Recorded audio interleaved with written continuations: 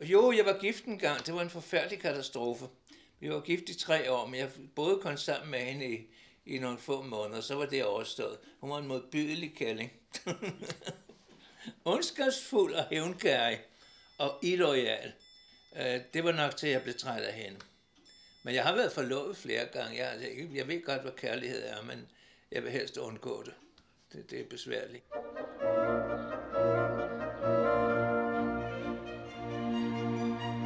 Jeg tror, det var Brorson, der skrev en salme. Jeg tror, den går sådan.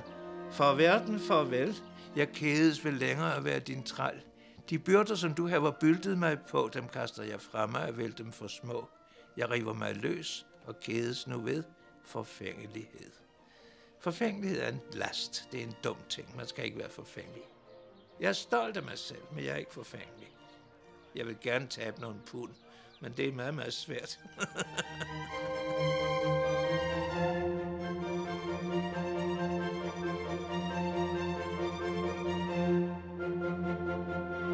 Jeg havde jo en hjerteoperation for 7 år siden, hvor jeg havde open heart surgery, som det hedder. Jeg fik en bypass operation, og der troede jeg skulle dø, og det gjorde jeg bare ikke. Jeg havde en polsk træner, der brækkede arme og ben og led på mig hver anden dag, og jeg kom i en vældig god kondition. Og jeg var meget stolt af mig selv, og jeg fik 7 sæt skræddersyet tøj fra den bedste skrædder i New York. Det kostede en formue, og jeg kan slet ikke passe nogle af jakkerne længere. Jeg må tabe mig i vægt, så ja, måske er jeg lidt forfængelig, måske, men kun lidt.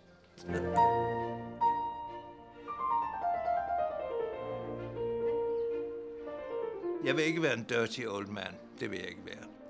Og jeg vil ikke være latterlig, og jeg vil ikke være usoigneret. De 3 ting vil jeg ikke være. Og så må man sætte en stop for det. Det kan ikke nytte noget. At være forfængelig med hensyn til ens udseende i min alder, det er tåbeligt. For det er jo gået sådan en tur. Det er der ikke noget at gøre ved. Det må man vende sig til.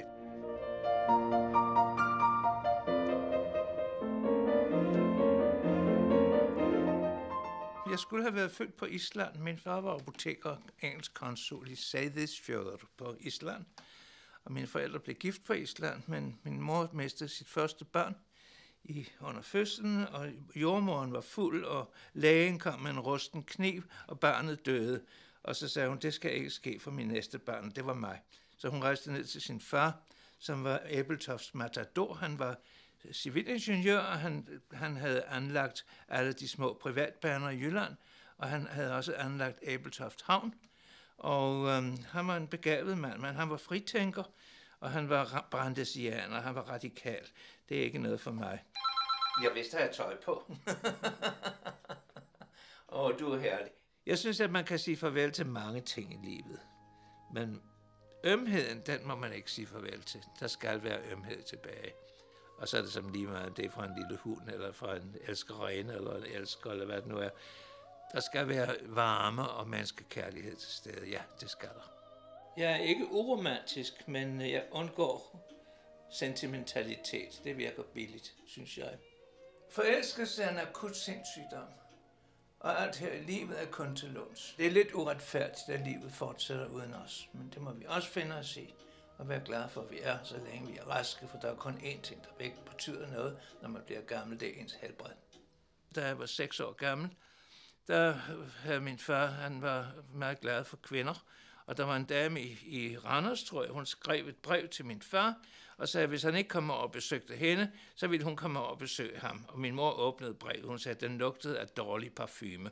Og der var middagsselskab i hjemmet, og min mor sagde højt, mens alle gæsterne hørte på det, der kom et brev fra Randers, fra en dame, som jeg ikke har hørt om, og ved du hvad, Hans, jeg synes, du skulle tage over og hilse på hende, eller også så kommer hun her og hilser på dig, for jeg tager Arne med mig, og vi flytter så ud til Torbæk i morgen.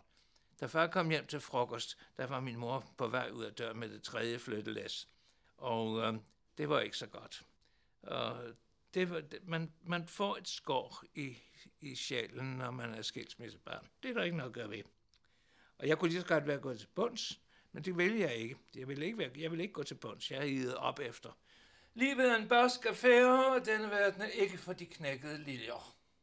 Men det er et godt spejl. Det har jeg købt i New York. Men det er dansk. Fra Ortmann, værksted i Gothersgade. Ja. Jeg elskede min mor meget højt, og jeg vil ikke begraves på en kirkegård, hvor der ikke også er en kirke. Og siden man boede i Gentofte, så var det der, man skulle begraves. Og der har jeg mit gravsted, og der ligger min mor, og der skal jeg også begraves. Og så ligger der også en meget god ven af mig, som var grunden til, at jeg egentlig kom til at være antikvitetshandler, for jeg burde slet ikke have været forretningsmand, for jeg har ikke spor forstand på penge. Jeg har forstand på ting, og jeg samler. Min far var også samler. Jeg ville ønske, at han havde samlet på antikviteter i stedet for på snegle. Hun var et ganske vidunderligt menneske. Hun var som en kvinde kan være. Det er både de bedste og de værste. Min mor var en af de bedste.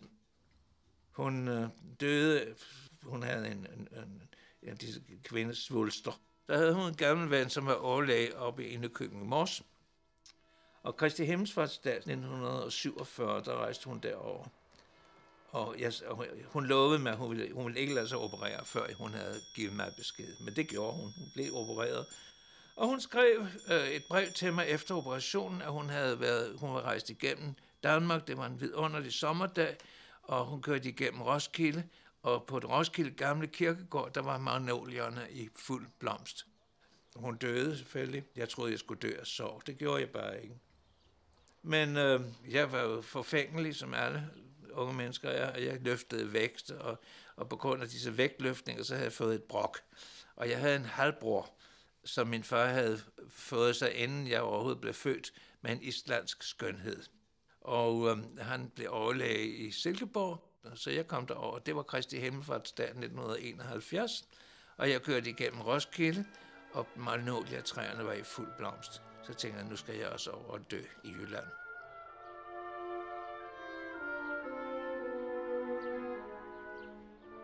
Jeg gik lidt dårligt. Jeg gik med en stok, for jeg var jo opereret.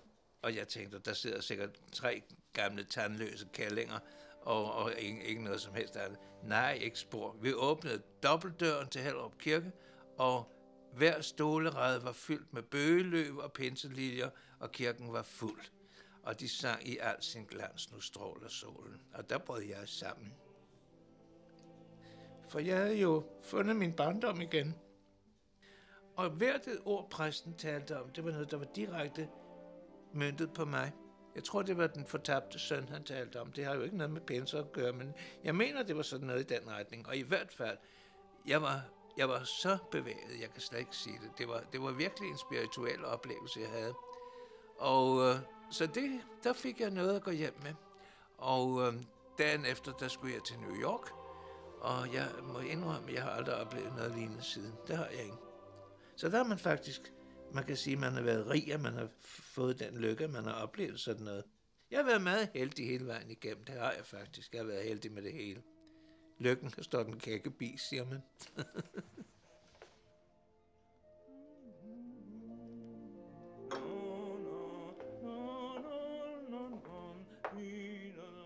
Jeg har aldrig været færdig med at have været broke. Men det er ikke det samme som at være fattig. Fattig, det er man, hvis man ikke forstår Shakespeare, hvis man ikke forstår Mozart, hvis man ikke kan læse en bog og le højt. Og mor sine medmennesker, så er man fattig. Hvis man keder folk ihjel, så er man fattig. Men fattigdom, nej, det kender jeg ikke til. Men jeg har været broke, jeg har manglet penge, og jeg kan huske en gang, jeg var ude at pantsætte noget på et kongeligt assistenshus, fordi jeg manglede penge til et eller andet, som jeg selvfølgelig ikke havde brug for. Men det har jeg prøvet. Men det er så længe siden, så det er næsten en løgn.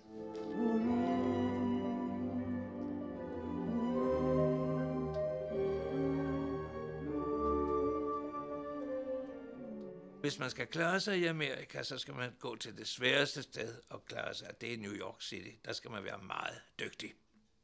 Og det må vi jo have været, for det gik jo meget godt.